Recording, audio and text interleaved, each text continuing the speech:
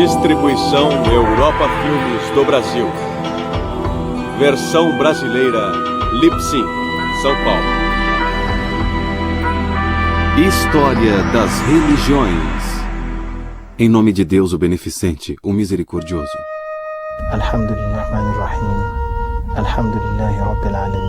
Islamismo.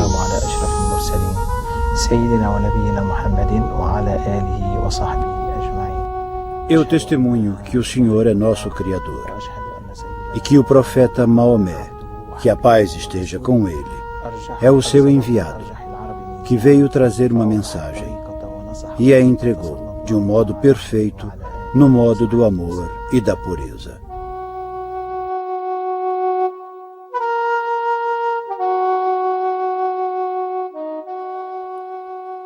Na Arábia Ocidental, pouco depois do início do século VII, nasceu um movimento religioso que mudaria a história do mundo. Maomé, filho de Abdallah, o profeta do Deus único Alá, chamou seus compatriotas para um novo modo de vida chamado Islã. No começo, o movimento evoluiu lentamente. Mas em pouco mais de 20 anos já havia alcançado toda a Arábia. Após a morte de Maomé, seus seguidores se espalharam rapidamente pelas regiões vizinhas, deitaram as bases de um grande império. Entre os séculos IX e XII, o império foi um dos mais brilhantes que o mundo já viu. Islã é uma palavra árabe originada de um radical que significa paz, solidez ou segurança. Embora a palavra Islã às vezes seja usada em outros sentidos, ela basicamente é uma expressão religiosa que se refere ao estado da alma. Significa uma atitude interna de obediência inequívoca a Deus. A palavra Islã poderia ser traduzida como rendição, submissão ou resignação. Assim, Islã é submissão ou resignação à vontade de Deus, conforme essa vontade foi comunicada ao profeta Maomé em uma série de revelações divinas. Os que seguem o Islã são chamados de muçulmanos, que literalmente significa os que se submetem. Assim, dizer eu sou muçulmano em plena consciência não é só um ato de identificação com um grupo religioso, mas é dizer eu me comprometi sem reservas a obedecer à vontade de Deus. Isso supõe a determinação renovada, sempre nova, de colocar toda a atividade da vida nas mãos de Deus. Sem dúvida alguma, esta é uma declaração profundamente religiosa.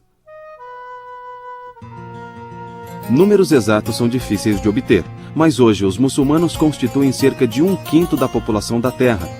O Islã só é menor em tamanho ao cristianismo, um feito notável para a mais jovem das maiores crenças do mundo.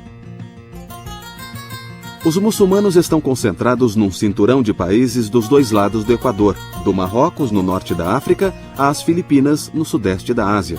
O maior número de muçulmanos está no subcontinente indiano, isto é, Índia, Paquistão e Bangladesh.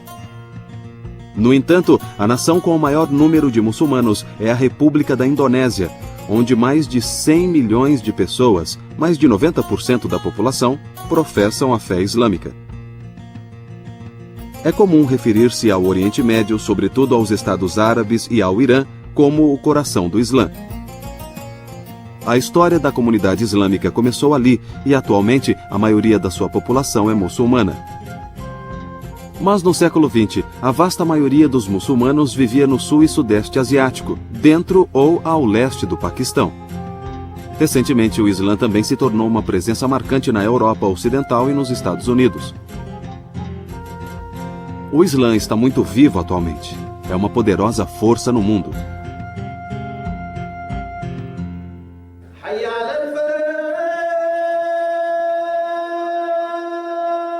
Uma das principais obrigações para todo crente muçulmano é dar testemunho de sua fé.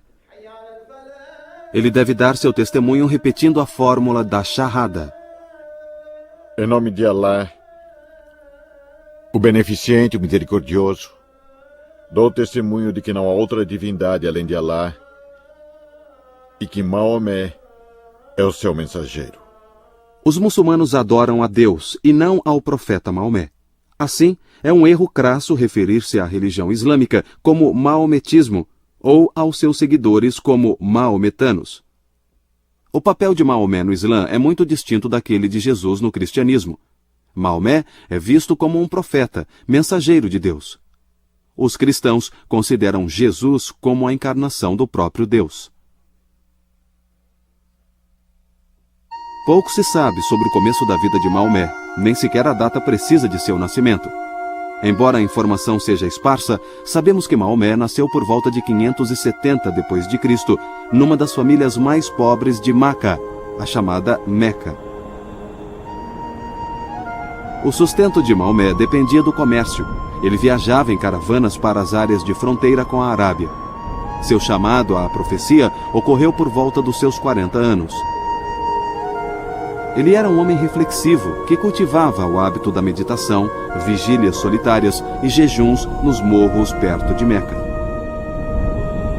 Ele começou a pregar depois de receber uma revelação, segundo se descreve num capítulo do Alcorão chamado O Encoberto. Os primeiros versos rezam: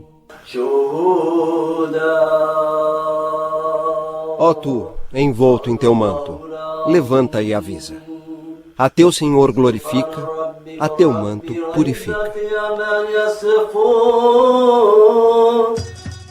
A tradição diz que quando Maomé recebeu as revelações, ele se aliou de tudo ao seu redor, caindo num transe. Segundo a ortodoxia islâmica, Deus foi o autor das revelações. Maomé as recebeu e o intermediário entre os dois foi um anjo, tradicionalmente identificado como Gabriel. Os árabes pagãos da época de Maomé conheciam e cultuavam várias divindades. Evidências no Alcorão e na poesia dos árabes pré-islâmicos mostram que eles conheciam um Deus superior, a quem denominavam Alá, mas não o veneravam. Deve-se notar que a palavra Alá não é o nome de um Deus. É a palavra árabe que significa Deus. Assim, as revelações de Maomé não proclamavam a existência de uma nova divindade desconhecida dos árabes. O seu propósito era afirmar que Alá é a divindade única e singular. Quando Maomé começou sua missão pública, no início seu sucesso foi pequeno. O número de convertidos era baixo. Dentre eles, não havia nenhum dos notáveis de Meca. Vários aspectos dos ensinamentos de Maomé irritavam bastante os naturais de Meca. Ele zombava dos seus deuses. Mais importante, aceitar a alegação de Maomé de ser um mensageiro de Deus também significaria aceitá-lo como governante de Meca, algo que a oligarquia dos ricos mercadores de Meca não queria. Lá ele encontrou uma oposição muito forte, até de sua própria família e tribo, que derivava o seu poder do fato de haver ídolos na Kaaba, o templo primordial erigido por Abraão com base no que cremos ter sido construído por Adão quando Deus criou o homem. Portanto, a missão do Islã, que era da unidade divina em oposição a toda a idolatria, colidiu com as mesmas bases do poder da família da tribo Coraishita, que era a tribo do próprio profeta. Em 621, Maomé passou a comercializar com alguns cidadãos de Yatrib, um oásis a cerca de 160 quilômetros ao norte de Meca. Cerca de 70 seguidores logo se mudaram para Yatrib e um ano depois, Maomé o seguiu. A migração de Meca para Yatrib ficou conhecida como Hégira. A cidade de Yatrib passou a se chamar Medina al-Nabi, a cidade do profeta, ou simplesmente Al-Medina, a cidade. Essa mudança marcou uma virada radical na vida do profeta. Seus ensinamentos foram postos em prática comunitária. A data da Hégira também marca o início do calendário islâmico, que é baseado nos ciclos da lua. Uma vez estabelecido em Medina, Maomé voltou sua atenção para o exterior, sobretudo aos seus antigos inimigos, os de Meca. Através de uma série de alianças e ações militares, ele ganhou influência entre as tribos das regiões perto de Medina. Então, ele passou a interceptar as caravanas de Meca, que eram o sangue vital daquela cidade. Num pequeno local que fica a sudoeste da atual cidade de Medina, chamado Badar, uma pequena vila, os mecanos trouxeram uma grande força militar com a caravana e seguiu-se uma batalha entre um exército bem menor de muçulmanos, de cerca de 300 homens, e um exército bem maior de Meca. Mas o exército de Meca foi derrotado de maneira esmagadora e muitos deles morreram. O número de baixas entre os muçulmanos foi pequeno. Se os mecanos tivessem vencido, teria sido o fim do Islã. O poder de Maomé cresceu até ele conseguir tomar sua cidade natal de Meca em 630, sem luta. Ele tratou a cidade e seus habitantes com bondade. Do grande santuário de Meca, a Kaaba, foram retirados os deuses e associações politeístas, e ela se tornou o centro da devoção religiosa muçulmana. Com a conquista de Meca, Maomé tornou-se o homem com mais prestígio e poder da Arábia. Mas, em 632, apenas 2 anos após a conquista de Meca, Maomé morreu, aos 62 anos, depois de uma breve doença.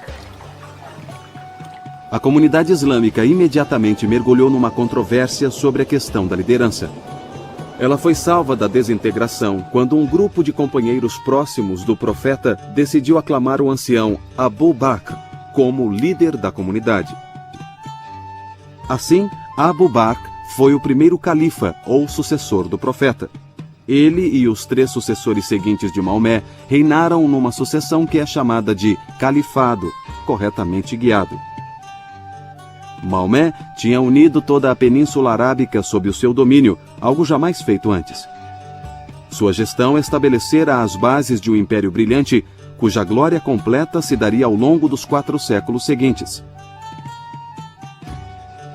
Mas a maior contribuição de Maomé foi o ensinamento religioso que está na base de todo o resto.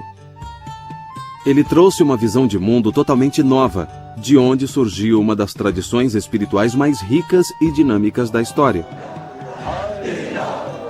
Para os muçulmanos, profecia é o meio pelo qual Deus comunicou sua vontade e orientação à humanidade ao longo das eras. A tradição islâmica diz, de modo diverso, que 8.000, 124.000 ou até mesmo 240.000 profetas apareceram na história. O Islã reconhece alguns dos profetas mencionados na Bíblia, como Abraão, Moisés, Davi e Jesus. Os muçulmanos acreditam que Deus enviou muitos livros no passado, alguns conhecidos, outros não. Esses incluem a Taurat, referindo-se à Torá de Moisés, o Zabur, ou Salmos de Davi, e o Injil, o Evangelho de Jesus. A esses profetas e seus livros, os muçulmanos acrescentaram o nome de Maomé e o livro enviado por ele, o Alcorão.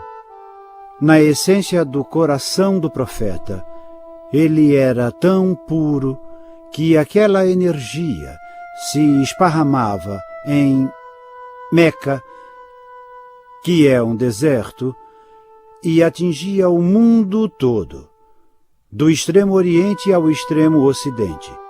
Então, aquele amor que jorrava do coração do profeta é como a abelha rainha, que doa o mel e a energia às abelhas para produzir o mel. A semelhança com Jesus é que o amor em seu coração, pela humanidade, atinge todo o mundo.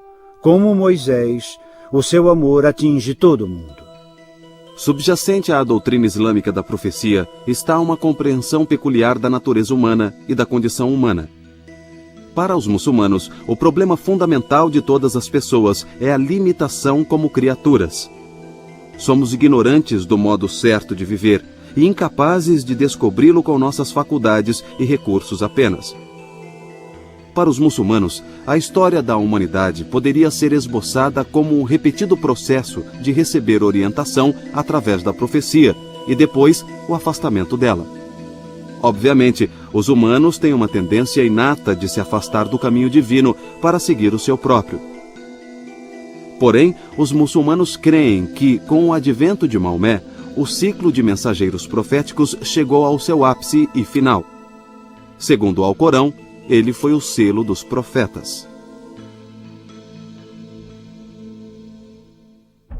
O Islã é uma religião do livro. No seu cerne está o Alcorão, o conjunto de revelações que Maomé recebeu, iniciado com o seu chamado à profecia e durando até o final de sua vida. O Alcorão é aproximadamente do mesmo tamanho que o Novo Testamento. Está dividido em 114 suras, ou capítulos. Pouco se sabe da condição ou situação do Alcorão quando o profeta morreu. Maomé providenciara para que ao menos partes dele estivessem escritas e organizadas em capítulos. Mas a comunidade islâmica concorda que o grande trabalho de coletar e publicar o Alcorão foi feito na época dos primeiros 3 califas, ou sucessores do profeta. Acredita-se que foi nesse tempo que o Alcorão foi compilado a partir de escritos em pedras, em papiros, em pedaços de couro e em omoplatas de animais. O Alcorão também foi compilado a partir do coração dos homens, ou seja, de suas memórias. Os muçulmanos em geral concordam que o Alcorão, como o conhecemos, foi compilado sob o patrocínio do 3º califa, Uthman. Os muçulmanos ortodoxos acreditam que desde o dia em que foi compilado, o Alcorão osmânico foi preservado de mudanças, distorções ou erros até o último sinal de pontuação. Já que os muçulmanos acreditam vivamente que o Alcorão é a própria palavra de Deus, eles resistem a traduzi-lo. Quando o Alcorão é traduzido, sobretudo para as línguas do mundo muçulmano, como o persa ou o turco, é comum imprimir o texto árabe junto com a tradução. Todos podem entender a beleza do texto do Alcorão. O árabe corânico se tornou o critério para o árabe perfeito, o modelo supremo da língua desde que o Alcorão foi revelado. Assim, em vastas regiões do mundo islâmico, para 1.200 bilhões de muçulmanos, não há ninguém que não aprecie a beleza da língua árabe e do Alcorão, mesmo que não entendam as palavras. Os muçulmanos tratam o Alcorão com extremo zelo e reverência. Ele nunca é posto no chão e nunca pode tocar uma substância suja. A reverência ao Alcorão também levou ao embelezamento do texto através de uma linda e refinada caligrafia, uma forma de arte que exalta a escritura de um modo direito. O Alcorão descreve Deus como possuidor de inúmeros atributos, incluindo conhecimento, poder, vida, audição, visão, vontade, etc. Uma lista dessas 99 qualidades, chamada de Os Mais Belos Nomes, foi compilada a partir do Alcorão.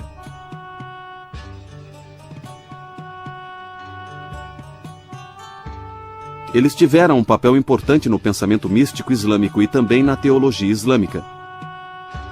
Os muçulmanos afirmam que o Alcorão terreno veio de um livro celeste que sempre esteve com Deus e que contém a fala de Deus.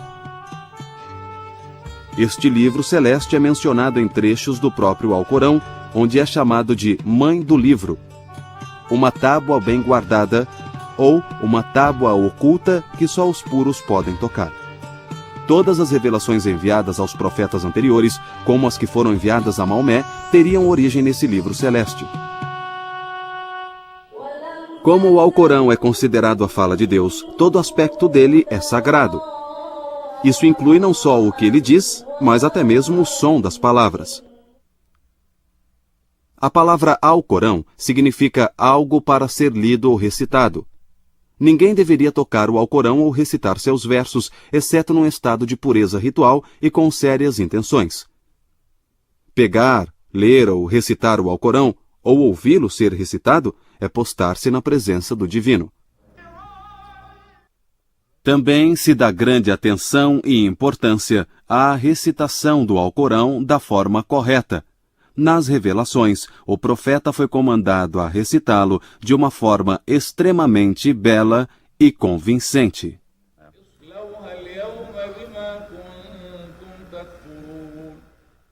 A veneração ao Alcorão também se mostra de outras maneiras. Em todo o mundo islâmico, os muçulmanos tentam decorar todo o Alcorão, mesmo sendo um livro com 6.200 versos e cerca de 120.000 palavras. Saber o Alcorão de cor é um ato de devoção de grande mérito. Com efeito, é absorver o Alcorão em si mesmo, fazendo da palavra divina uma parte de si mesmo. Por essas razões, há escolas corânicas em todo o mundo islâmico para ensinar o texto do Alcorão às crianças. O Alcorão é a autoridade fundamental para os muçulmanos em todas as questões da religião e da lei. Ele aborda todos os aspectos da vida islâmica. os muçulmanos procuram combinar seus ideais religiosos com a gestão política. Em certos países islâmicos, o próprio Alcorão é considerado a constituição do Estado. Os muçulmanos estão interessados em saber exatamente como deveriam se comportar nas várias circunstâncias da vida. A lei islâmica é nada menos que o esforço de estabelecer a vontade de Alá para a conduta humana. O padrão divinamente ordenado para uma vida humana correta foi chamado de Sharia, palavra que significa um caminho bastante trilhado, uma via larga, ou o caminho para a água. Devido à ampla visão da Shariat, muitas vezes se diz que o Islã é um sistema de vida completo. Regula a conduta ritual. Fornece regras de higiene pessoal. Estipula a vestimenta correta. As explicações que são dadas a todas nós de por que alguém deveria usar o véu, a explicação é que você deveria usá-lo para que saibam que você é muçulmana e não ser molestada. E você deveria usá-lo ao sair. Mas a nossa organização não enfatiza o uso do véu e nós nem discutimos isso em nossas conferências e reuniões porque consideramos que é uma escolha pessoal entre a mulher e Deus e a opção de se cobrir é só dela. Ninguém deveria forçá-la a se cobrir ou a não se cobrir. Devido ao seu amplo escopo, a Shariat seria mais adequadamente chamada de código moral do que de lei, e ela governa até o que poderia ser considerado como boas maneiras ou etiqueta. Você tem que tolerar as pessoas, ser paciente com elas, ser uma pessoa amável, amar todo mundo, sem discriminação, sem racismo, sem maus modos, sem mau caratismo. E o que você aplicar e ensinar aos outros, você deve aplicar antes a si mesmo. A lei islâmica classifica os atos humanos em 5 categorias. Numa posição central, há inúmeras atividades que são moralmente neutras. Os atos nessa categoria não são nem obrigatórios nem proibidos. São simplesmente admissíveis. Outros atos são recomendados, mas não são obrigatórios. Uma terceira categoria descreve atos obrigatórios como a prece ritual ou o pagamento de esmolas. Do lado negativo, há uma categoria de atos que são reprovados, porém lícitos. Segundo uma tradição do profeta, o mais repulsivo desses atos reprovados é o divórcio. Embora, ironicamente, o divórcio seja relativamente fácil de obter na lei islâmica. Uma quinta categoria de atos é totalmente proibida, como beber vinho ou comer carne suína. Diferentemente da tradição jurídica ocidental, a lei islâmica se baseia na escritura. Nos países ocidentais modernos, a lei é primordialmente responsabilidade do Estado e há limites territoriais à sua jurisdição. Em contraste, a Shariat constrange o indivíduo muçulmano sem envolver o Estado em muitas áreas e não tem limites territoriais. Não existe nenhum grupo ou estrutura eclesiástica muçulmana com autoridade para definir dogmas. Para os muçulmanos, o consenso da comunidade é uma das fontes da lei. Os muçulmanos estão sob a vontade divina onde quer que estejam, mas os deveres são diferentes sob governos muçulmanos e governos não muçulmanos.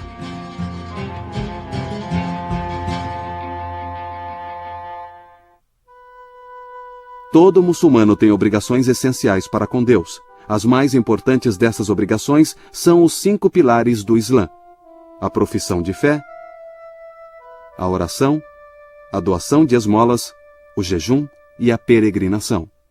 Todo muçulmano deve professar a sua fé recitando a Shahada, uma fórmula breve, porém precisa, de prestar testemunho. Wahdahu la sharika lahu wa ashhadu anna Muhammadan abduhu wa rasuluh. Eu testemunho que o Senhor é o nosso Criador e que o profeta Maomé, que a paz esteja com ele, é o seu enviado, que veio trazer uma mensagem e a entregou de um modo perfeito, no modo do amor e da pureza. Todo recém-convertido ao Islã deve professar sua fé na presença de testemunhas, e a profissão ou confissão pública é repetida várias vezes ao dia nas orações rituais. A oração é o segundo pilar. A prece islâmica é feita 5 vezes por dia. Antes da aurora, ao meio-dia, à tarde, no crepúsculo e ao cair da noite. A prece pode ser feita em qualquer local limpo privadamente ou em companhia de outros. Os horários das preces são marcados pelo chamado do muezim, do minarete de uma mesquita. Esses cantos assombrosamente belos são familiares a todo visitante às terras orientais. Antes de começar a rezar, o devoto deve estar num estado de pureza ritual. Preparativos para a reza incluem abluções e a intenção de rezar.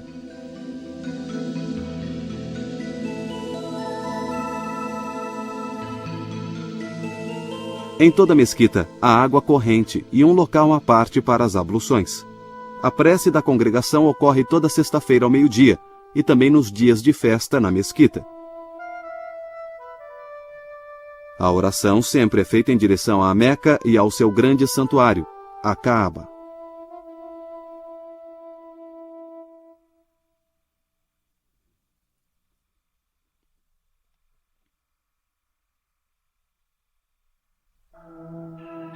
A doação de esmolas, o terceiro pilar islâmico, é uma espécie de sistema islâmico de previdência. A lei prescreve quantias específicas a serem doadas para cada tipo de riqueza que o muçulmano possua. Esse dinheiro pode ser doado aos pobres e necessitados, aos devedores, ao caminhante, ou ser genericamente gasto à maneira de Deus, conforme expresso no Alcorão. O Ramadã, o 9º mês do calendário lunar islâmico, é um período de jejum, o quarto pilar da prática islâmica. O jejum começa a cada manhã, assim que houver luz suficiente para distinguir um fio branco de um fio preto. Durante todo o dia, o muçulmano deve evitar comidas e bebidas. Depois do pôr do sol, o jejum é quebrado por uma refeição simples. Como o ano lunar muçulmano só tem 359 dias ao longo do tempo, o Ramadã varia conforme as estações.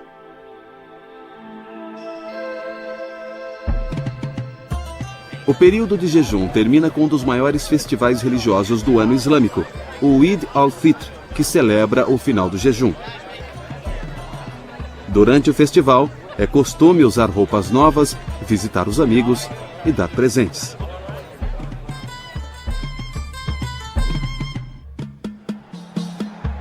O quinto pilar do Islã é a peregrinação à Meca, chamada de Hajj. Todo muçulmano saudável e financeiramente capaz deveria fazer a peregrinação ao menos uma vez na vida. Aquele que a faz é chamado de Haji. Ao entrar nos recintos sagrados de Meca, o peregrino deve passar por uma purificação ritual, e isso inclui o uso de um traje especial.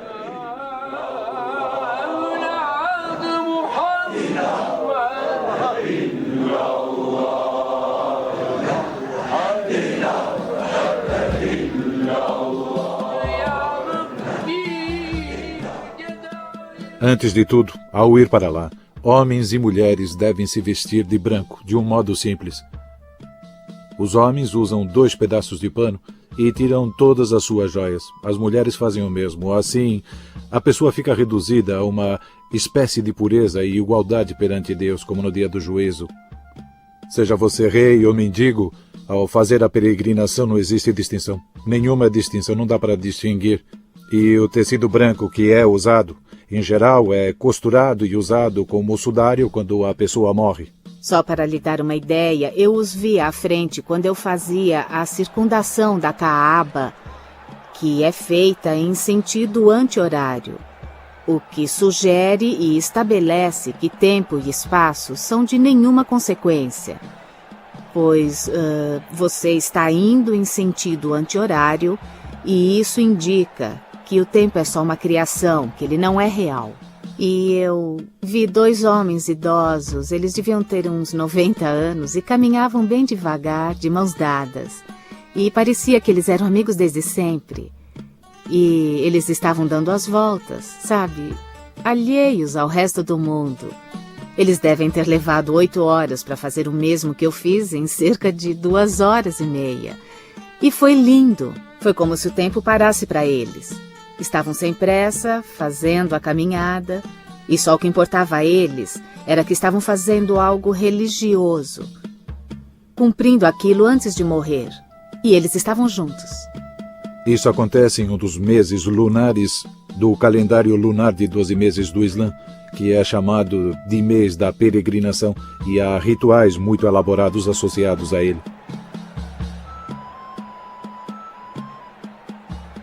Certos movimentos e sacrifícios que representam o sacrifício de um animal. Dá-se comida aos pobres. Isso simboliza o fato de que sacrifícios têm sua própria alma perante Deus. Em toda parte, os muçulmanos fazem um sacrifício nessa época, chamado de Festival do Sacrifício, e esta é uma das celebrações religiosas mais significativas que pontuam o ano islâmico. Um evento culminante é prostrar-se na presença de Deus na planície de Arafá, local onde o profeta fez o seu sermão de despedida. Depois de completar os rituais em Meca, a maioria dos peregrinos coroa sua jornada à Arábia com uma visita à tumba do amado profeta em Medina. A peregrinação é muito mais do que um ato de devoção individual. No passado, reuniam-se pessoas de todas as partes do mundo em um só lugar, e hoje esse número cresceu para 1.200.000 que estiveram presentes da última vez. Assim, há pessoas de todo canto, de Toledo, Ohio, a Timbuktu, no Mali, a Aceh, na Indonésia, a gente loira, de pele escura, de aspecto malaio, chinês, caucasiano. As pessoas vêm do mundo todo. É realmente uma instituição única e assistir a ela é uma experiência marcante. Entre os séculos VIII e XII d.C., uma tendência para o misticismo surgiu entre os muçulmanos. De um início modesto, esse movimento místico rapidamente cresceu ao horizonte religioso.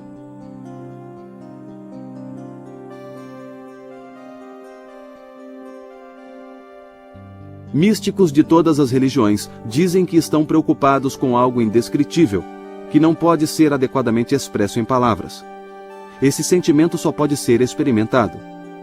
O misticismo islâmico, em geral, se chama sufismo.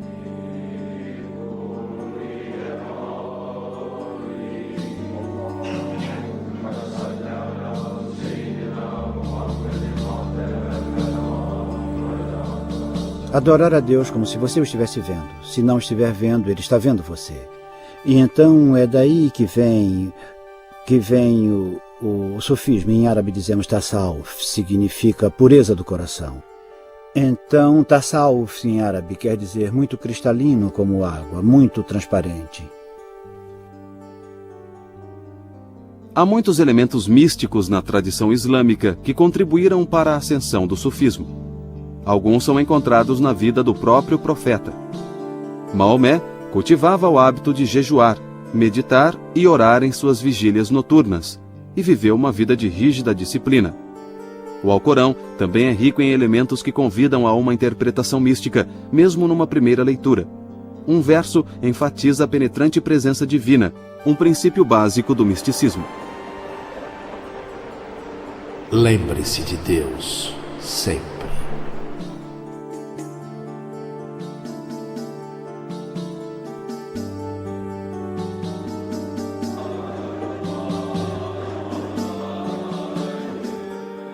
As ordens místicas sufis têm uma forma de veneração particular chamada dhikr, que significa relembrar ou mencionar.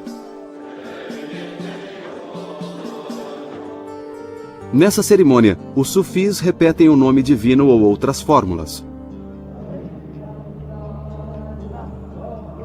O ritmo da recitação muitas vezes se acelera. São usados métodos de controle respiratório como em algumas outras religiões.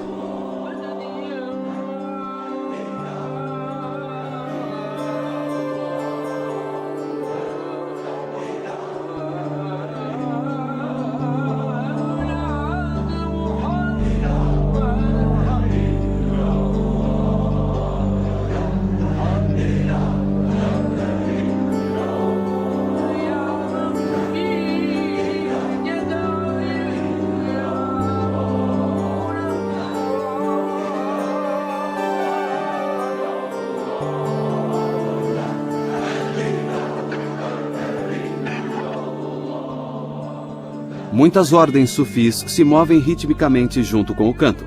Uma ordem, os famosos derviches girantes da Turquia, utiliza uma dança séria e estilizada acompanhada de música.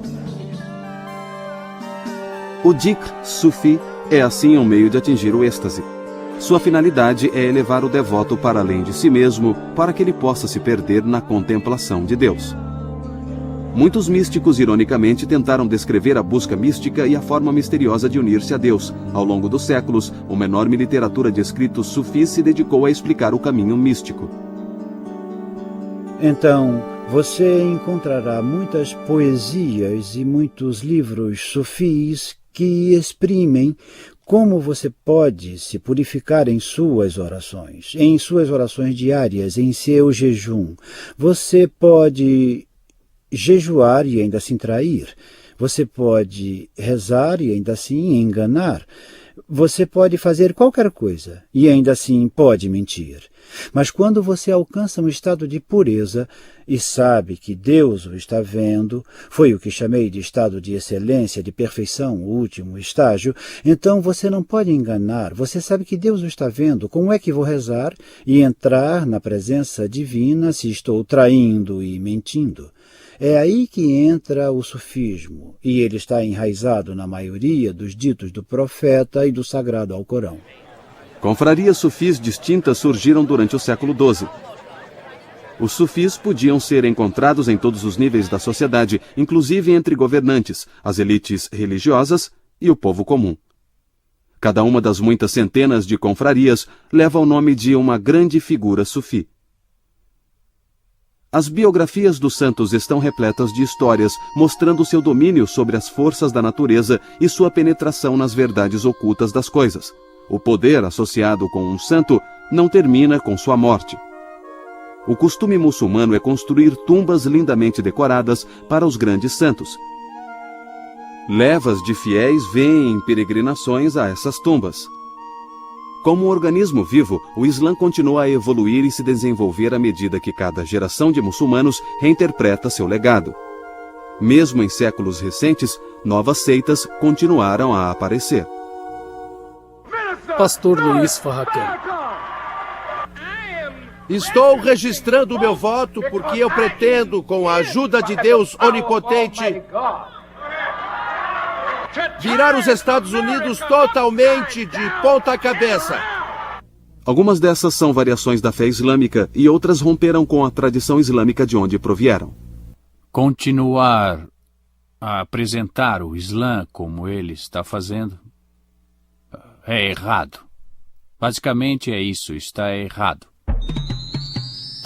Porém, uma grande divisão da comunidade muçulmana é muito importante. É a divisão entre os que se denominam sunitas e os conhecidos como xiitas.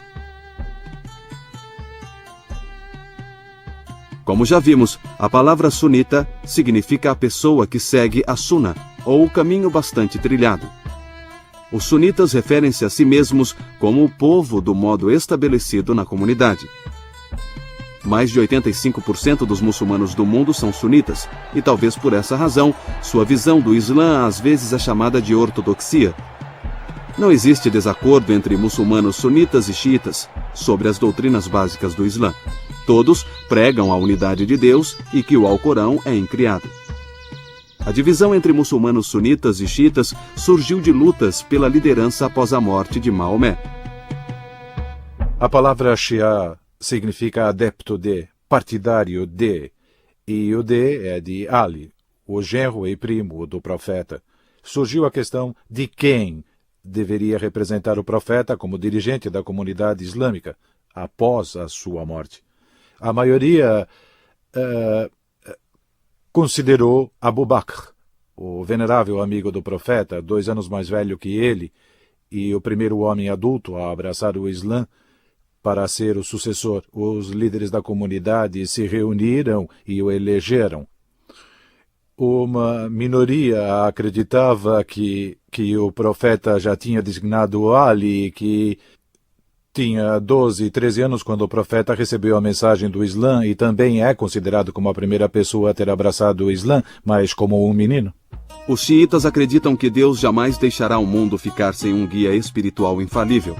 Assim como Maomé interpretou a revelação para a sua geração, eles acreditam que um intérprete e um guia com autoridade é necessário para as gerações posteriores. Já houve 12 desses guias espirituais ou imãs. Acredita-se que o último deles ainda esteja vivo no mundo, embora oculto da visão dos homens. O Islã ensina que os fiéis deveriam alcançar a recompensa por sua submissão a Deus, tanto neste mundo quanto no além. Mas os muçulmanos acharam difícil reconciliar este ensinamento com o que aconteceu. Só no século XVII, os muçulmanos contavam 3 grandes dinastias. O Império Otomano dominou o que hoje é a Turquia e regiões vizinhas. A dinastia Sefévida governou a Pérsia, ou o que hoje é o Irã, e o Império Mongol reinou na Índia. Todos culturalmente ricos, economicamente poderosos e militarmente fortes. No final do século XIX, porém, o Império Mongol desaparecera. Foi absorvido nos domínios britânicos da Rainha Vitória. O Irã, local da antiga dinastia Sefévida, fora reduzido à impotência, com interesses rivais russos e britânicos competindo para controlá-lo. O Império Otomano ficou conhecido como o Homem Doente da Europa. A Primeira Guerra Mundial o liquidou. No século XIX, boa parte do mundo islâmico, do Marrocos à Indonésia, estava reduzida ao estado de colônias controladas por impérios ocidentais. Tudo isso levou os muçulmanos a reexaminarem suas convicções religiosas fundamentais em sua luta para reformar e revitalizar politicamente a comunidade muçulmana. Vários fatores em anos recentes se combinaram para reassegurar aos muçulmanos que seu feito continuava no caminho certo. Um foi o colapso do colonialismo, que permitiu aos povos muçulmanos romper com a opressão política europeia. Sobretudo depois da Segunda Guerra, um país muçulmano após outro declarou sua independência e afirmou sua soberania nacional. Os Estados muçulmanos formam hoje um bloco poderoso na ONU e têm grande influência nos assuntos internacionais. Outro fator é a aquisição de grande riqueza pelos países muçulmanos com grandes reservas de petróleo. Eles emergiram como importantes atores no palco mundial. O Islã vem crescendo em parte devido ao aumento natural da população nos países muçulmanos, mas há outros fatores. Um deles é a adaptabilidade do ensinamento islâmico aos costumes locais e, portanto, a novas regiões. Outro é o ensinamento igualitário do Islã. Todos recebem uma acolhida calorosa na comunidade muçulmana, qualquer que seja sua raça, posição social ou origem. A partir disso, surgiu uma consciência renovada do Islã. Houve uma afirmação forte de seu significado, não apenas para as populações muçulmanas, mas para todo o mundo, em toda parte. Os muçulmanos se voltam mais e mais para os valores de sua tradição. No passado, sua devoção ao Islã parece ter levado a comunidade ao ápice de seu poder e criatividade cultural. Muitos muçulmanos acreditam que para haver salvação no presente, ela deve se basear no retorno às fontes daquela força original.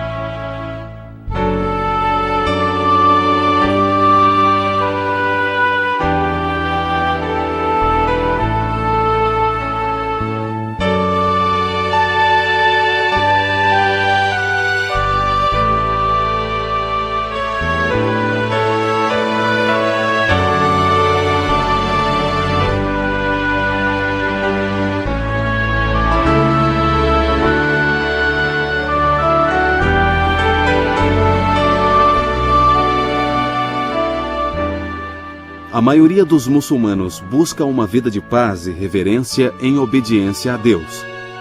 De fato, uma saudação comum em todo o mundo muçulmano é decretada pelo Alcorão. Assalamu alaikum wa rahmatullahi wa barakatuh. Que a paz e as bênçãos estejam com vocês.